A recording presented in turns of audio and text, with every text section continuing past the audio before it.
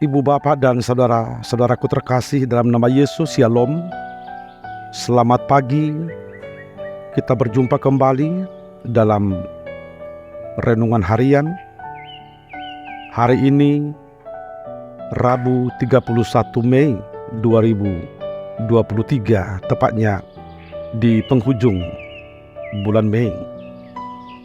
Bapak Ibu, mari kita awali seluruh rangkaian aktivitas kita satu hari ini dalam persekutuan kita dengan firman Tuhan. Kita satukan hati dan pikiran kita.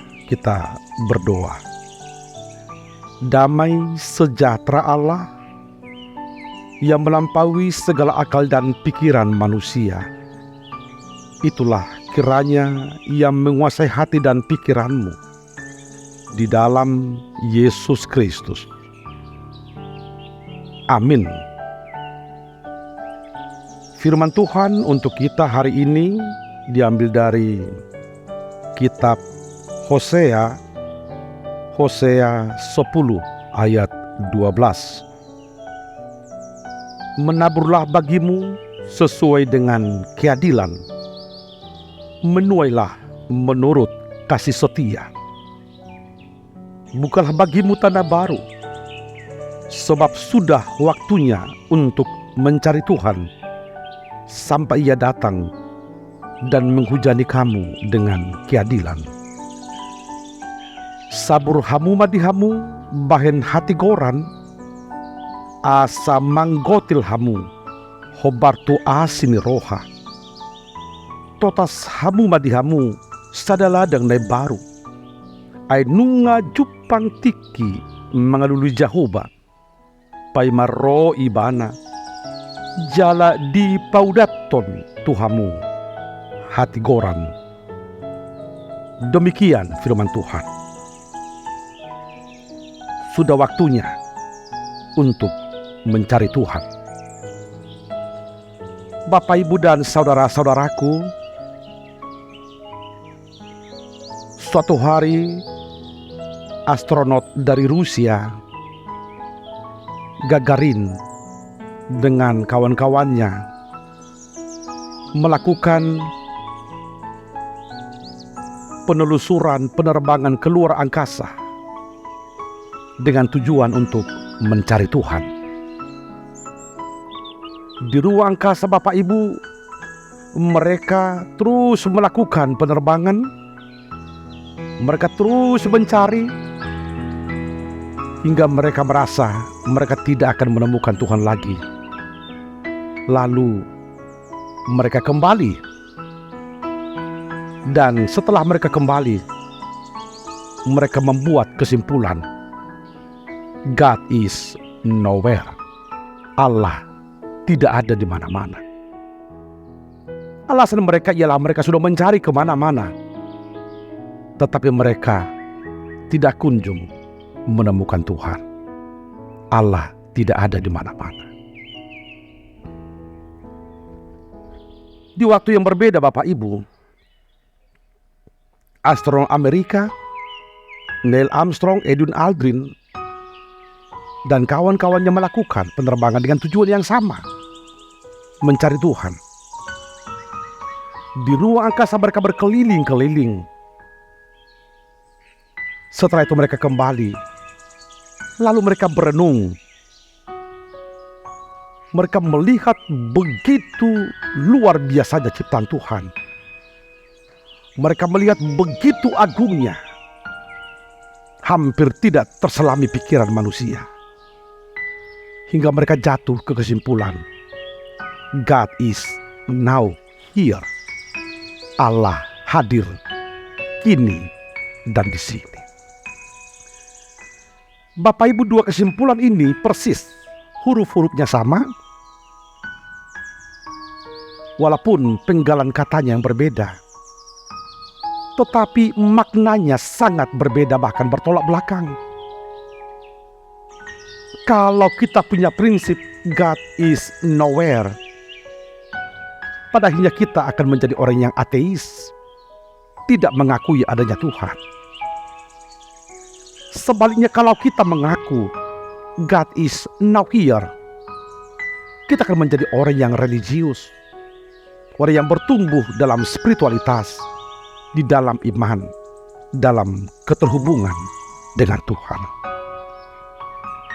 Pertanyaannya ialah, kedua rombongan ini sama-sama melihat objek yang berbeda, tetapi mengapa mereka sampai ke kesimpulan yang berbeda, bahkan bertolak belakang? Di mana letak perbedaannya? Perbedaannya ialah astronot Rusia Gagarin dan teman-temannya, mereka mengandalkan pikiran mereka. Mereka mengandalkan kekuatan dan logika mereka. Mereka lupa tidak semua hal boleh dijangkau oleh pikiran manusia. Apalagi Tuhan tidak boleh kita jangkau dengan pikiran kita. Terlalu besar Tuhan untuk kita jangkau, untuk kita pahami dengan pikiran kita sendiri. Sebaliknya, rombongan astronot dari Amerika, Neil Armstrong, Edwin Aldrin, mereka melihat dengan mata iman ciptaan Tuhan yang begitu agung, lalu dengan karya Tuhan yang mengadakan, yang menciptakan segalanya, mereka akhirnya membuat statement of faith. Mereka melakukan pengakuan iman, Tuhan itu ada, kini dan di sini. Bapak, Ibu, dan saudara-saudaraku, kita mau garis bawahi di sana hidup yang mencari Tuhan. Ajaran yang kita hidupi, ajaran yang dipegang oleh gereja kita ialah mencari Tuhan harus di dalam iman. Tidak boleh mengandalkan pikiran dan logika kita. Tuhan tidak akan mampu kita pahami. Tuhan tidak akan kita temukan kalau hanya mengandalkan logika dan pikiran kita. Kita berjumpa dengan Tuhan ketika Tuhan berkenan menjumpakan dirinya. Kita mengenal Tuhan sejauh Tuhan berkenan memperkenalkan dirinya. Itu sebabnya pengenalan akan Tuhan, perjumpaan dengan Tuhan adalah sebuah anugerah Tuhan yang harus kita syukuri. Bapak, Ibu, dan saudara-saudaraku, penegasan seperti itulah yang mau kita lihat dalam renungan harian kita hari ini.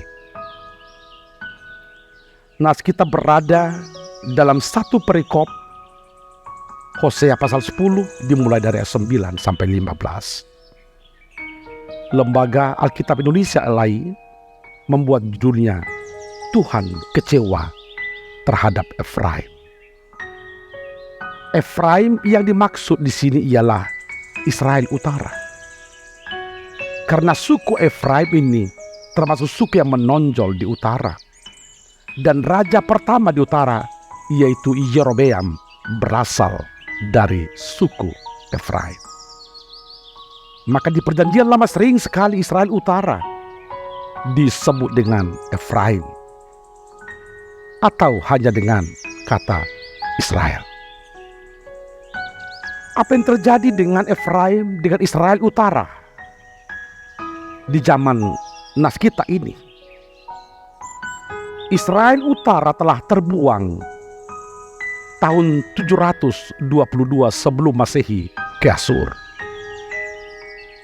Para nabi termasuk Hosea yang meyakini bahwa mereka terbuang adalah karena hukuman Tuhan. Dan Tuhan menghukum mereka karena mereka jatuh ke dalam dosa, ke dalam kejahatan. Mereka berpaling dari Tuhan. Mereka melakukan perbuatan-perbuatan yang tidak Tuhan kehendaki. Hidup keberagaman mereka telah rusak. Iman mereka tidak bertumbuh lagi, dan spiritualitas mereka sudah tidak lagi berkembang. Itu sebabnya dalam nas kita, Nabi Hosea mengingatkan mereka, menaburlah bagimu sesuai dengan keadilan. Itu artinya sebagai umat percaya mereka dituntut untuk selalu menegakkan, melakukan, memperjuangkan keadilan. Keadilan terwujud ketika setiap orang diperkenankan menikmati, memeroleh apa yang menjadi haknya. Yang sering terjadi pada waktu itu ialah ada banyak orang yang korban ketidakadilan, yang korban kekerasan, yang korban sistem yang tidak menghidupkan. Mereka terpuruk. Mereka tidak mampu keluar dari penderitaannya hanya dengan kekuatan dan kemampuannya sendiri. Itu sebabnya Hosea menyerukan kepada mereka, menaburlah bagimu sesuai dengan keadilan. Tidak hanya itu Bapak Ibu, Hosea melanjutkan lagi, menuailah menurut kasih setia. Kasih setia ini harus senantiasa hadir, dinikmati di tengah kehidupan orang percaya. Itu sebabnya ketika orang menanam dengan keadilan, menabur keadilan, maka pada saatnya mereka boleh menikmati kasih setia. Hosea melanjutkan lagi dalam nas kita, bukalah bagimu tanah baru. Pernyataan ini mau mengajak mereka agar mereka bersegera, jangan menunggu waktu untuk membuka lembaran baru dalam kehidupan mereka. Mereka harus segera move on, keluar dari pola hidup yang lama, yang tidak seturut dengan kehendak Tuhan, dan masuk ke dalam kehidupan yang baru, lembaran yang baru, hidup yang seturut dengan kehendak Tuhan. Mengapa harus bersegera? Karena sudah waktunya untuk mencari Tuhan. Jangan menunggu waktu. Carilah Tuhan dengan segera, sampai Ia datang dan menghujani kamu dengan keadilan. Pada waktunya, Yom Adonai, hari Tuhan akan datang, dan mereka akan dituntut, akan ditanya, akan diadili sesuai dengan apa yang mereka tabur, apa yang mereka tanam, yaitu keadilan. Ibu bapa dan saudara-saudaraku, inilah firman Tuhan untuk kita hari ini. Kita diajak, marilah hidup mencari Tuhan. Hidup mencari Tuhan dengan bersegera membangun keadilan. Ketika kita menumbuh kembangkan keadilan, menghadirkan keadilan, di sana kita akan menemukan Tuhan. Bapak Ibu, ada seorang pemuda yang sangat ambisius untuk mencari Tuhan. Lalu dia pun bersegera untuk berkemas dengan segala persiapan, melakukan perjalanan panjang.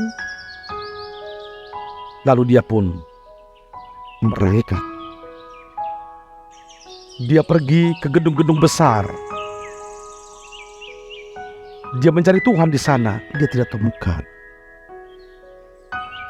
Dia pergi ke sekolah-sekolah. Dia mencari Tuhan di sana, dia tidak temukan. Dia pergi ke pasar, ke pusat-pusat perbelanjaan. Dia mencari Tuhan di sana, tetapi dia tidak temukan. Bahkan dia masuk ke gereja, dia ikut ambil bagian dalam ibadah, dia mencari Tuhan, tetapi dia tidak temukan. Akhirnya dia menjumpai seorang bapa yang dia tahu seorang yang patut dijadikan teladan, yang memiliki hidup spiritualitas yang terus bertumbuh. Lalu dia tanya, saya sudah mencari Tuhan kemana-mana, tetapi saya tidak temukan. Saya mau tanya, di mana dan bagaimana saya harus menemukan Tuhan? Lalu si bapak ini balik bertanya, serius kamu mau mencari Tuhan? Mau bertemu dengan Tuhan? Iya, serius. Kamu silakan pulang dulu. Besok pagi datang ke tempat ini dan bawa uangmu sebanyak-banyaknya, di mana kamu sanggup, atau sebesar apa uang yang kamu miliki. Bawalah ke tempat ini. Saya akan tunjukkan di mana kamu boleh menemukan Tuhan. Dia pun dengan semangat pulang, Bapak Ibu. Malam itu dia betul-betul berusaha untuk mengumpulkan uang yang banyak. Karena di pikiran dia, berarti mencari Tuhan harus dengan ongkos, dengan biaya yang sangat besar, yang sangat mahal. Besok paginya dia sudah bergegas menjumpai si bapak tadi.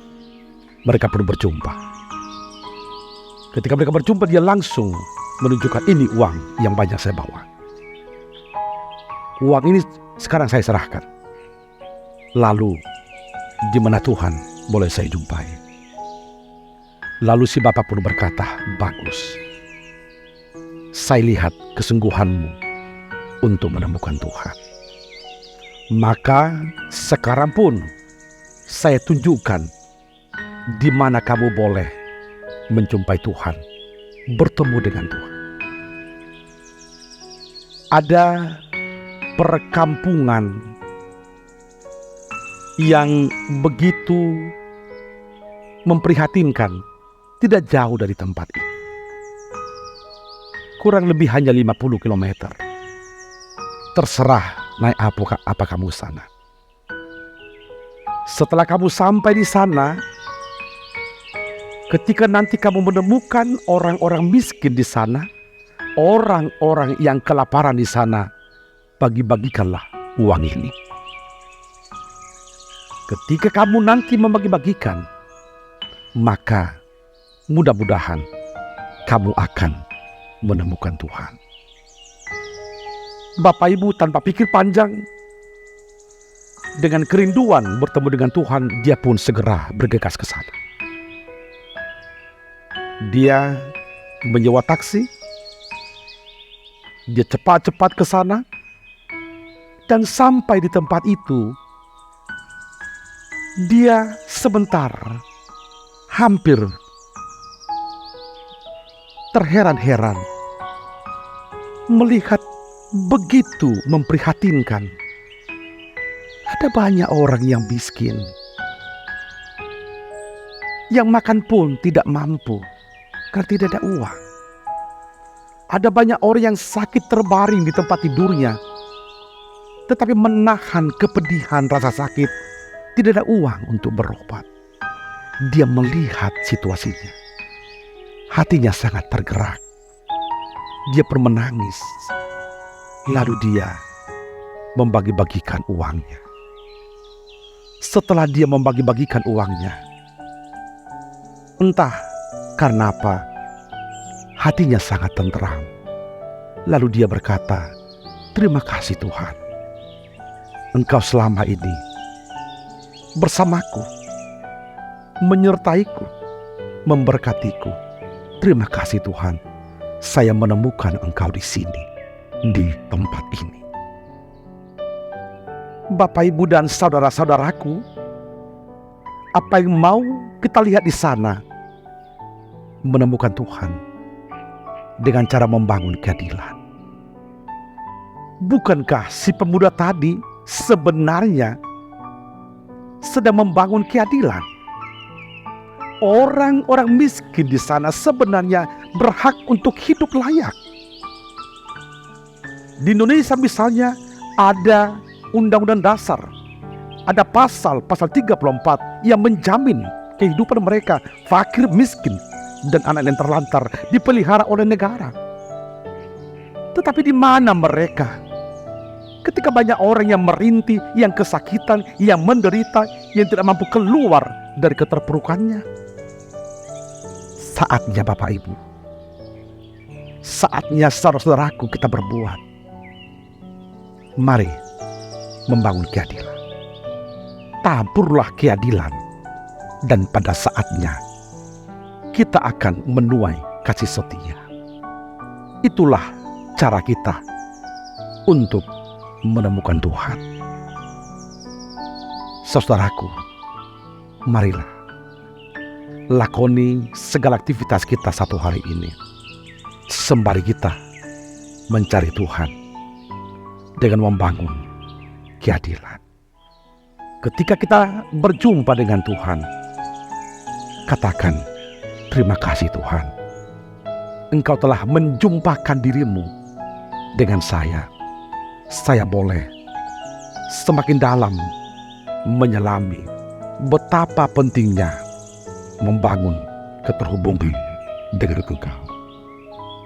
Selamat berkarya, selamat bekerja, selamat mencari Tuhan, dan selamat berjumpa dengan Tuhan. Tuhan memberkati. Amin. Kita berdoa. Terima kasih Tuhan atas firman-Mu yang sudah kami dengar. Kami diingatkan betapa pentingnya kami selalu berjuang untuk mencari Engkau. Tetapi kami diingatkan Tuhan, dalam upaya kami mencari Engkau, kami tidak boleh mengandalkan kekuatan dan pikiran kami sendiri. Kami harus di dalam iman. Engkau juga mengingatkan Tuhan, buah dari iman kami. Kami harus membangun keadilan, memberikan setiap orang apa yang menjadi haknya. Itulah Tuhan cara kami untuk mencari Engkau, untuk berjumpa dengan Engkau. Terima kasih Tuhan. Biarlah kami Engkau perkenankan berjumpa dengan Engkau lewat saudara-saudara kami yang Tuhan jumpakan dengan kami dalam perjalanan kehidupan kami. Berkati semua jemaat-Mu Tuhan. Berkati seluruh aktivitas jemaat-Mu satu hari ini. Biar Tuhan melaluinya, Tuhan peduli, Tuhan mencukupkan segala kebutuhan kehidupan kami. Berkati juga Tuhan gereja-Mu. Biarlah gereja-Mu terus bertumbuh, terus berkembang seturut dengan kehendak-Mu. Kami berdoa di dalam nama Anak-Mu Yesus Kristus Tuhan kami. Amin.